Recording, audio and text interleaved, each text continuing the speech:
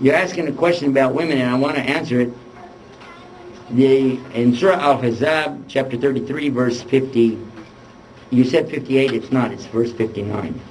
But anyway, that's okay.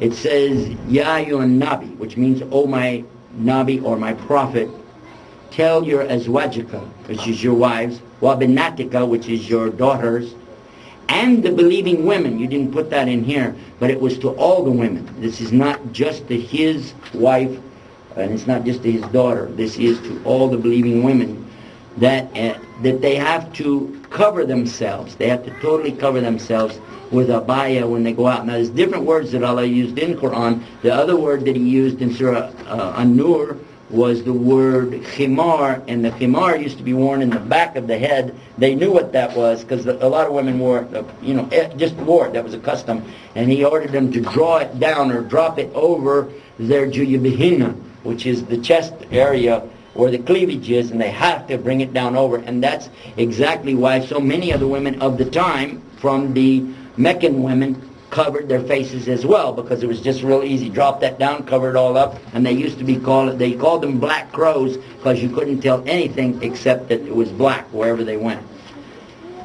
So as far as being annoyed, it means so that women will not be annoyed by what? By men staring at them. You may not be aware of this, but I think many of you are. There's something in Islam called the evil eye. The ayn is something very serious.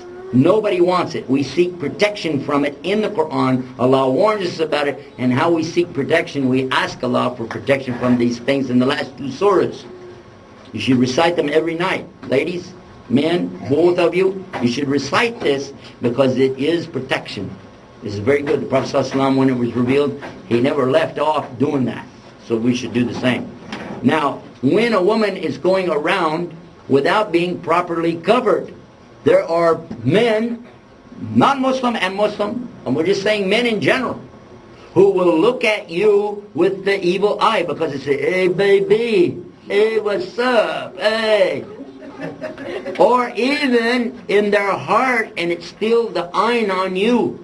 And Allah is warning you. That's why we warn the sisters, don't turn your hijab into artwork.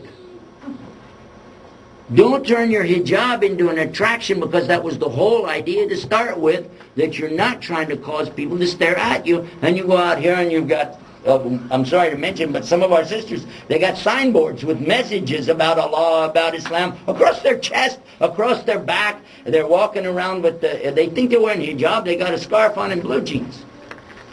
But men are looking at you, and Allah is telling you how to avoid this kind of annoyance. It doesn't mean that, because I know what some sisters' argument is. You know what they told me? Well, if I wear hijab, I'm calling attention to myself. If I'm here with the non-Muslim ladies, I could just dress like they do and nobody notices me.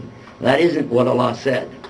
Don't let the sisters come to you and twist that. You sisters all wearing hijab, you know. But these other sisters, when they come with that stuff, don't let them pull that on you, because that's not what Allah said, and you know that's not the meaning. It's a big test. I don't want to be a woman. Alhamdulillah, I'm a man. I don't want the test of a woman. It's too hard. I couldn't do it. I don't know how women can do it. I told my wife many times, hijab, I told her, we were riding down the road. My wife does all the driving, by the way. They don't let me drive. If you ever rode with me, you'd know why.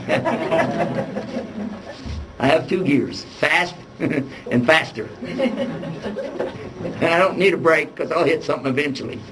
So, they don't let me drive. So here's my wife driving. She wouldn't know. You can imagine this? She did it in Saudi Arabia, by the way, in Mecca, which they don't allow that. She said, but I just want to show them that's not Islam. So, it was a brother Suburban. She put her gear, drove off, and he's standing there going, oh! But we were riding one night. It was so hot. We don't have air conditioning in the car, alhamdulillah. But it's so hot, and it's at night. And I told her, I said, you know, you can take that face cover off. Nobody can see you on the freeway. She said, no, I'm not going to do it. She said, what if a truck passed by? I said, a truck? How is he going to see you at night? He's trying to see the road. Just, you know, you can relax. And when I'm talking to her, she said, you know what? Allah can see me, and I'm happy. I said, okay. So I don't want to be a woman. It's too hard. It's too hard. You girls have so much that you have to put up with, including us. Can girls pierce their ears? I guess so. I don't know. Good question. I don't want to ask the question. Sometimes, by the way, there's some questions I don't want to ask. You know why? Because I don't want to know the answer. Especially if I eat something I really like it. Somebody say, wait a minute, is that haram? Don't ask till I'm done. I don't want to know.